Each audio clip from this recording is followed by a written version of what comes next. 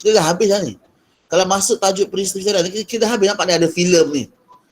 Gambar Agong, gambar orang YDP Sarawak, ini YDP Sabah. Ni.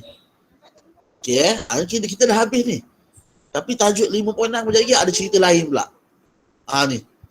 Lain pula. Aduh. Okey Okey, tak apa. Kita tengok dulu apa benda misi PBB. Nampak ni. Ada gambar fail hijau ni. Laporan Suruhanjaya PBB tentang Malaysia. Bayangkan korang rasa zaman sekarang Malaysia dengan PBB cerita apa kan? Malaysia dengan UN, saya rasa kan generasi pelajar zaman sekarang kenal PBB, kenal UN sebab apa? Tengok cerita Pascal. Mungkin lah kan? Korang pernah tengok cerita Pascal? Oh, UN, pakai topi biru, baju tentera kan? Okay? Malaysia menyumbang kepada tentera dunia kan? Persatuan bangsa-bangsa bersatu UN. United Nation kan? So, terus daripada zaman bayi anak saya sampai pelajar universiti semua kenal UN. Kan? So, maksudnya pengaruh filem sangat hebat lah. Okay, jadi sebenarnya kita ni dengan PBB dah macam ni dah dulu sebenarnya.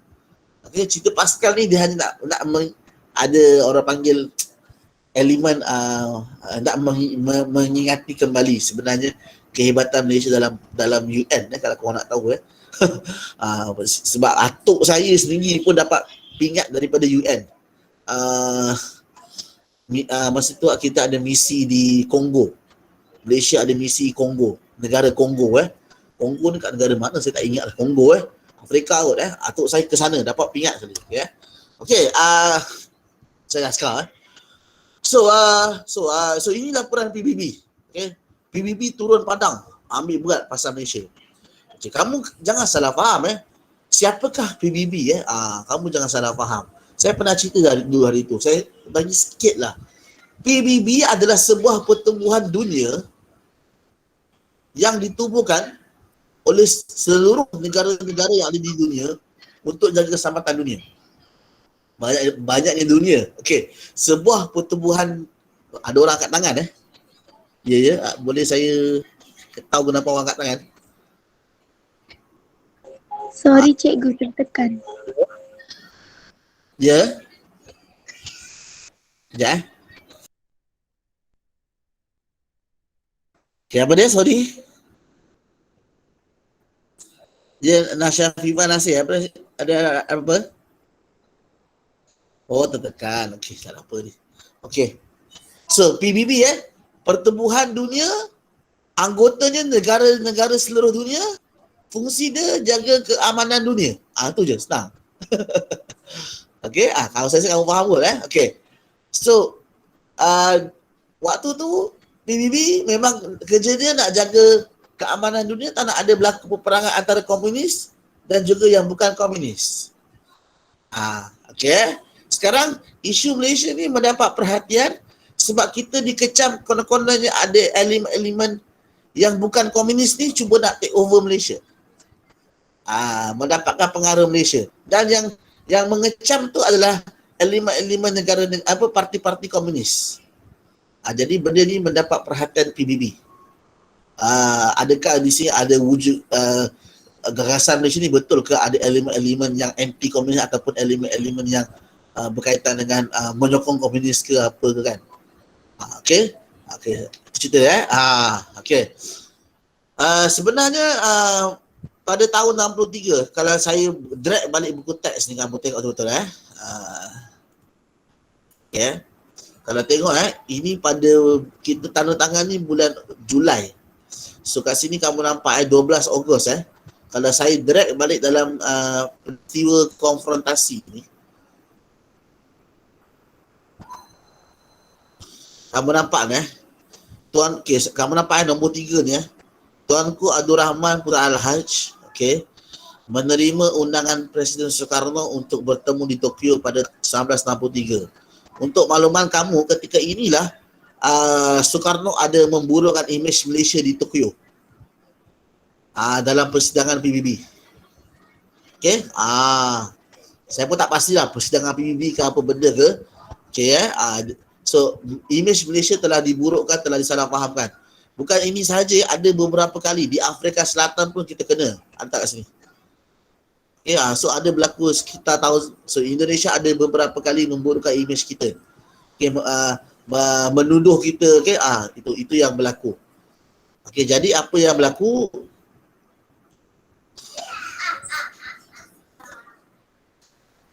Okay, apa yang berlaku? Kita terpaksa menerima kunjungan PBB. Sebab apa? Indonesia telah membuat bantahan rasmi. Okay. Bila 9 Julai kita tanda tangan kat London tu, Indonesia dapat tahu berita benda tu berlaku, terus dia buat official complaint kat PBB. Peristiwa tersebut adalah benda yang boleh menjejaskan keamanan Indonesia. Itu alasannya. Okay, gagasan Malaysia yang besar ni boleh mengancam Indonesia. Sedangkan Indonesia lagi besar. Pelik saya. Okay, konon-kononnya ada pihak British di sebalik Malaysia ni lah kan, konon-kononnya. Jadi apa PBB buat? Ini cerita dia.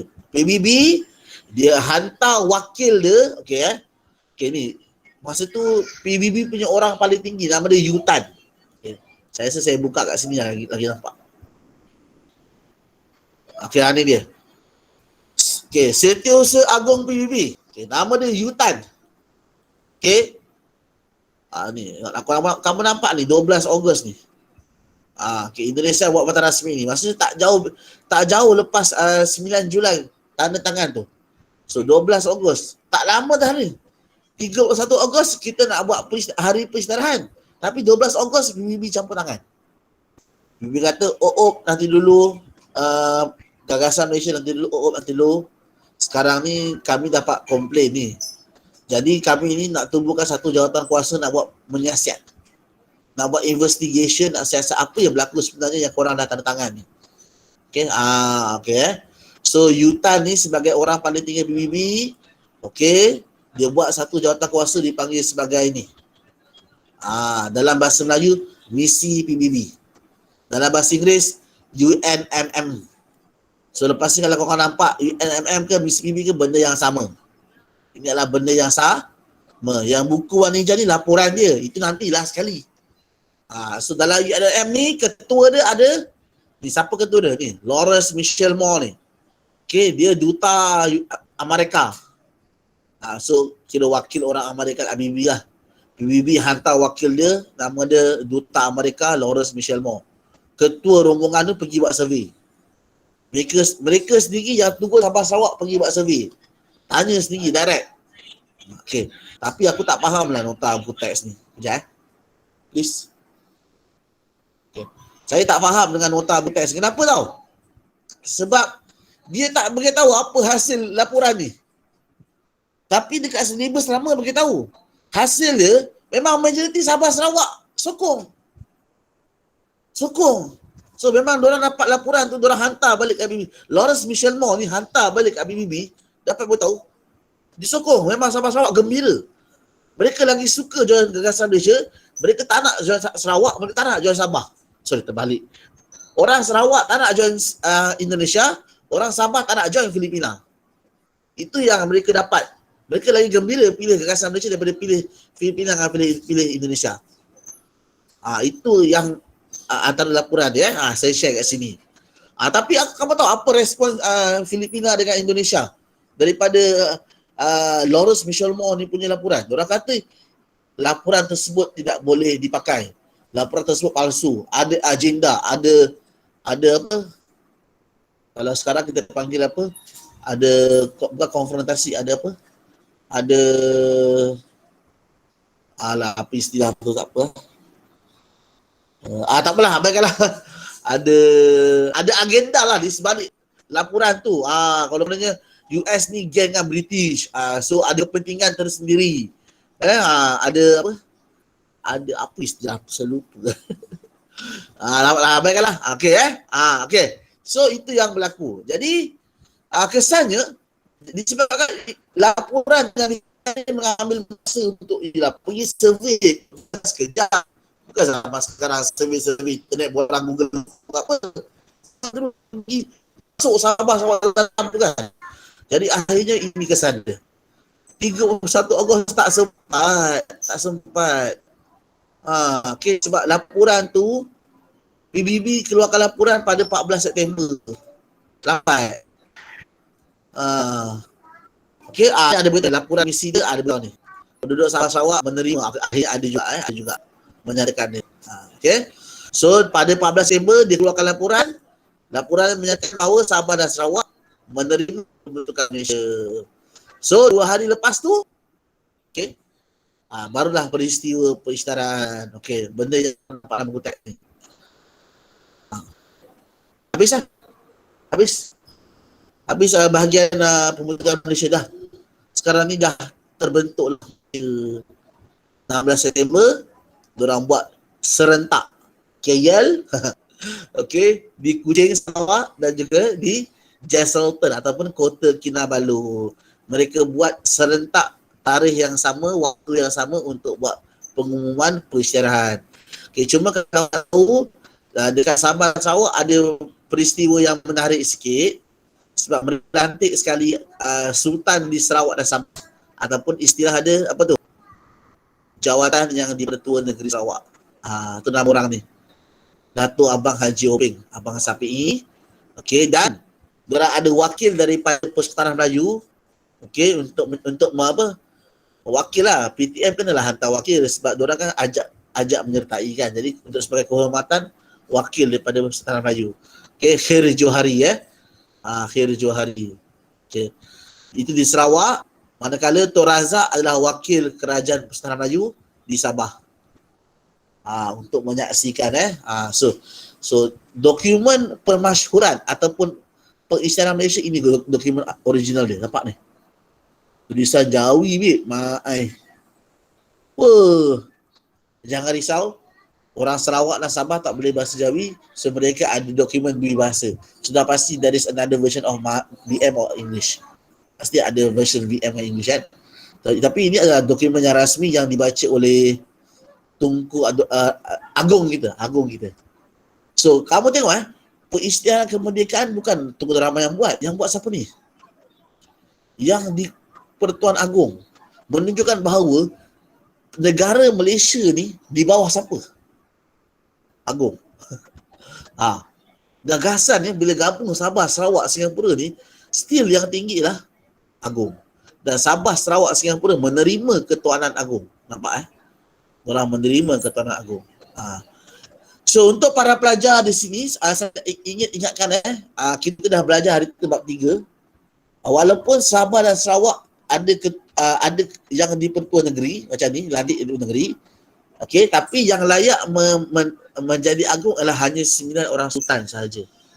Negeri-negeri yang tak ada sultan, iaitu yang dipanggil sebagai yang di Pertua Negeri, mereka adalah ahli majlis raja-raja tapi mereka tak akan menjawat jawatan sultan. Menjawat jawatan agung. Ini adalah keputusan mereka yang setuju. So samalah yang di Pertua Melaka, samalah yang di Pertua Pulau Pinang.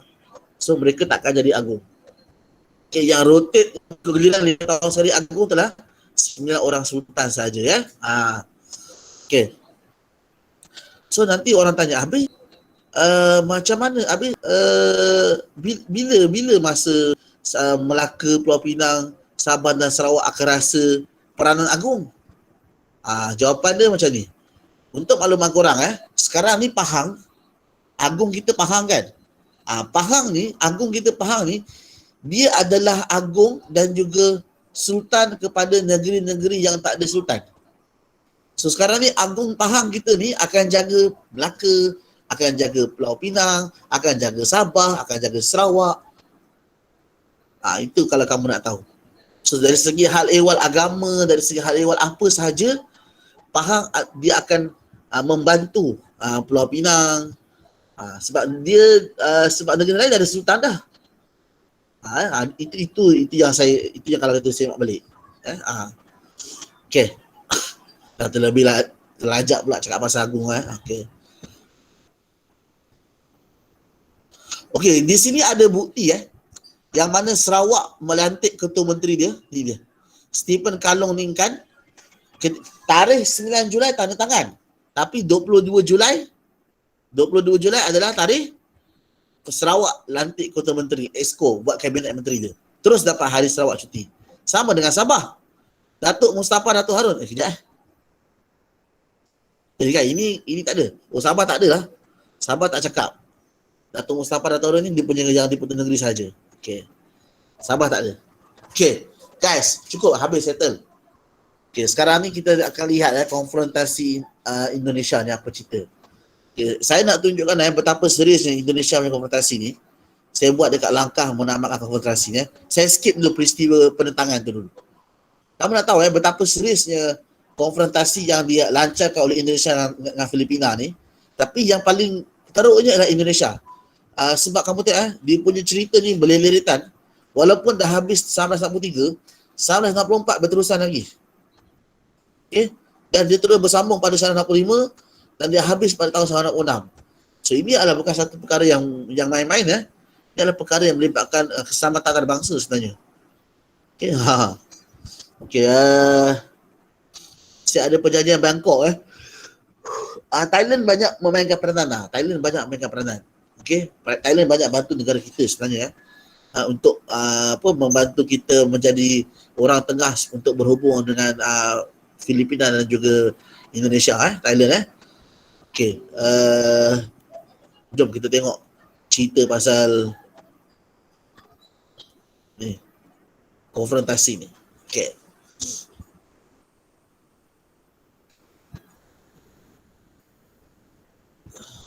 Putus hubungan.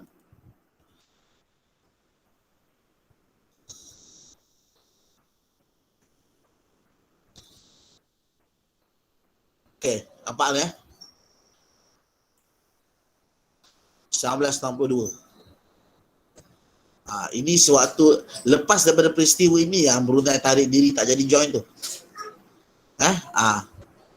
Yang pembentukan Brunei inilah yang Parti Rakyat Brunei, AM Azhari. Dia nak buat satu gagasan negeri-negeri Borneo Utara tu. Menggabungkan Sarawak, Sabah, Brunei dan juga Kalimantan Utara. Gagasan Kalimantan Utara nak buat tu. Dan orang ada Tentera Nasional Kalimantan Utara, TNKU, saya ingat lagi, AM Azhari punya. Okay. So kat sini bila ada pemberontakan Brunei ni, sudah pastilah Kalimantan ada terlibat sebab tentera yang membuat pemberontakan Brunei ni di belakang AM Azhari ni, nama tentera tu TNKU, Tentera Nasional Kalimantan Utara. Dia konon-kononnya ada ura-ura atau ada kabar angin mereka mendapat support sokongan daripada Kalimantan bawah Sarawak. Okay. Jadi dikatakan Kalimantan Utara tu berkemungkinan akan bergabung dengan Kalimantan untuk membentuk sebuah negara baru. Kalimantan ingin keluar daripada Indonesia. Masa tu pun cerita So banyaklah isu kan, banyak isu lah kan. Okay. Jadi kat sini Indonesia terlibat. Tunku Abdul Rahman buat claim bila berlaku benda ni, pemberontakan Brunei ni so Tunku Abdul Rahman membuat satu kenyataan dan kata Indonesia berkemungkinan terlibat dalam membantu pemberontakan. Okay. Jadi bila ada kecaman macam ni daripada sidang media Tunku Abdul Rahman, kat sinilah orang-orang yang memang kerja tali bagut, kerja memecah belah ni, nampak ni, Parti Komunis Indonesia ni, dia tahu dia memang anti dengan orang-orang British yang banyak membantu Tunku Abdul Rahman ni. Sebab Parti Komunis Indonesia ni, dia tahu Tunku Abdul Rahman ni pro-British. Dia tahu Tunku Abdul Rahman memang bukan pro-komunis. So di sinilah masa dia untuk memecah belahkan. Okay, untuk melaga-lagakan Singapura, Indonesia dan juga Tanah Melayu. Okay. So Parti Komunis Indonesia menyelar rancangan Malaysia. Okay, dan dia membuat klaim, dia buat kenyataan bahawa penemuan nak buat negara baru Malaysia ni adalah sebuah penjajahan baru, neokolonialisme. Ni maksud dia. Satu bentuk penjajahan yang baru. Okay, bukan bentuk penjajahan yang zaman dulu, tapi penjajahan yang berbentuk baru, style baru, sistem baru dengan berbentuk gabungan. So dia buat klaim macam ni. So di sinilah bermula mencetuskan konfrontasi. Melihat bila Parti Komunis Indonesia mula bersuara dan tindakan Tunku Abdul Rahman yang membuat kenyataan rasmi macam tu, akhirnya Indonesia tidak berdiam diri. Dr. Subandrio, Menteri Luar Indonesia, apa yang dia buat? Ni dia. Melihat kan? Okay. 20 Januari 63. So, konfrontasi dia menggunakan ni. Ganyang Malaysia. Ini dia punya tema dia. Ganyang Malaysia. Okay. So, kenapa dia dilancarkan konfrontasi Ganyang Malaysia? Sebab dia kata plan tu akan mengancam kedudukan Indonesia. Bila bergabung mereka ini, Indonesia akan terancam. Itu Okay. So, peristiwa penentangan. Kamu dapat lihat ada 3 peristiwa yang besar kat sini. Okay, pertama mereka lancarkan Ganyang Malaysia. Tentera Indonesia masuk Sarawak pada bulan Januari sampai bulan Mac, dan pendaratan gerila di Johor pada bulan Ogos dan Disember pada tahun 64 lepas penubuhan. Setahun lepas penubuhan ada biar betul Tengok buku teks sekejap, betul tahun 64 betul. Mak. Okay. So peristiwa penentangan ini bukan itu saja. Termasuk yang ini. Nampak dari gambar ni. Ini pun peristiwa penentangan ni. Nampak ni. Okay. So kamu kena tahu benda-benda ni semua. At least sikit-sikit lah. Kat sini ada tunjuk kat sini sikit Tapi ni gambar dia tak clear. Tulisan dia macam blur sikit Tapi still boleh baca lagi So yang ini satu page nampak everything. So kita terus tengok sini. So ini adalah peristiwa penentangan. So apa yang berlaku, ini tarikh. Okay, kamu para pelajar, kamu jangan fikir sangat tarikh tersebut. Sebab dalam exam ni kalau tanya peristiwa penentangan, apakah peristiwa penentangan Indonesia terhadap gagasan Malaysia? Okay, bagaimanakah Indonesia melancarkan konfrontasi, melancarkan tentangan terhadap rancangan penubuhan Malaysia kan? Kamu boleh pilih mana-mana jawapan. Tanpa memberitahu tarikh, it's okay, tak apa. Okay? Dan saya nampak senang je. Ganyang Malaysia, gerila masuk Sarawak, tentera masuk Sarawak, gerila masuk Johor. Dah 3 markah dah kat situ lepas tu ada tentera masuk Sarawak lagi. Okay? Yang ni melancarkan serangan gerila. Yang ni tentera mendarat dekat Sarawak. So ada Sarawak ada 2 peristiwa. Pertama, tentera melancarkan serangan. Okay, yang kedua, ada tentera dan separuh tentera separuh tentera mendarat di Sarawak. Okey. Lepas tu dekat Sabah, okey, ada peristiwa berbalas tembakan. Kalau kamu rasa macam susah ingat nama Terbedu Sarawak, Kalabakan Sabah, it's okay, tak perlu ingat nama dia. Ingat nama negeri pun tak apa. Sekurang-kurangnya dia tahu apa yang ada di situ Dan yang ni saya sedang ingat. Dekat ni tahun yang pendaratan gerila ni, tahun 64. Ini 1963, ni salah tarikh ni. Dalam buku teks 1964. Okey, nota ni salah. Ini bukan 63, ini 64 ni. Okey. So, dapat lihat lagi di Johor juga, macam tadi dia kata ada pendaratan gerila di Johor. So ini nota dia. Okey, ini nota yang lebih detail ni lah. Okey. So 30 orang gerila di Indonesia. Okey. Tentera Johor dapat tahan mereka. Tentera Malaysia dapat tahan gerila Indonesia 30 orang ni. Okey Jadi 3 peristiwa Satu Indonesia rancangan gerila Sarawak mendarat, 2. Lepas tu Sabah 3. Lepas tu pendaratan gerila Johor 4. So ada 4 lebih peristiwa. Di sini banyak markah kat 1, 2, 3. Banyaklah markah sini Okay, senang cerita apa saja bentuk penentangan kita nampak kat sini menyebabkan konon-kononnya Indonesia ingin memprovokasi Malaysia. Memprovokasi maksudnya ingin mengapi-apikan Malaysia sehingga Malaysia akan bertindak menunjukkan respon yang negatif. So, kemudian Malaysia akan menggunakan kuasa tentera. So di situ Indonesia boleh memberi alasan, membuat lihat inilah Malaysia, mereka akan menggunakan kekerasan. So keselamatan Indonesia terancam. Konon-kononnya macam itu kan. Tapi tak. Okay, Malaysia masih cool, relax, bertenang. Benda boleh bincang bang. Dia kata kan. Benda boleh settle kan. Okay. Dr. Ismail Abdul Rahman membawa isu ini ke dalam PBB.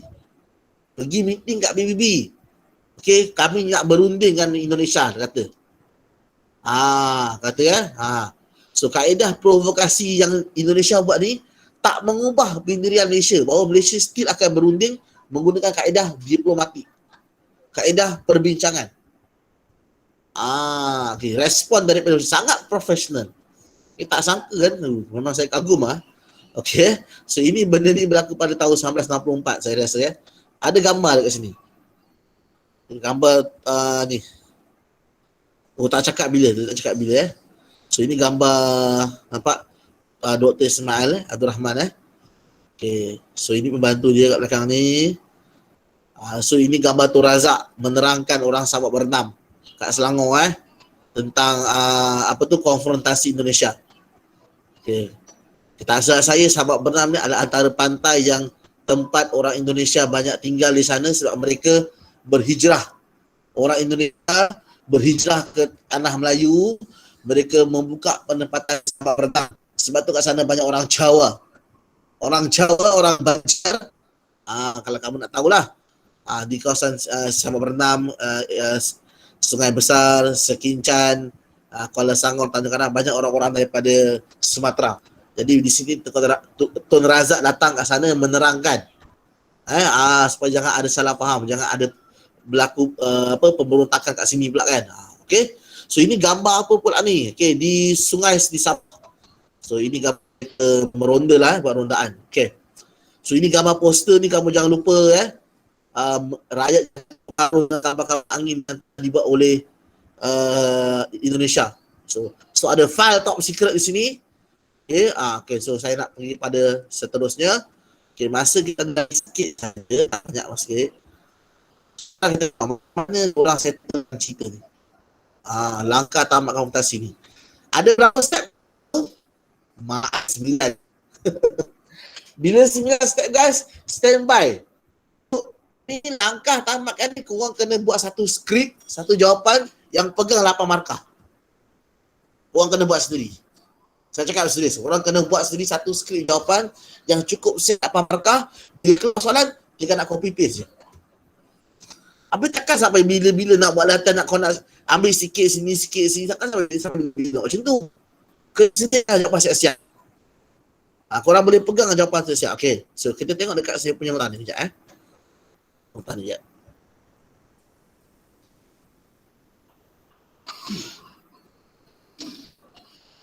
Macam mana dia settlekan. Okay. Okay, tadi apa yang kamu nampak ni kat sini dalam bentuk point. Okay, dalam bentuk tarikh point. Okay, kalau kat buku teks nampak flow lah, cantik lah. Flow tu faham kan. So kat sini dia dah ringkaskan setiap tarikh tersebut. So saya harap korang boleh gunakan muka surat ni. Ni.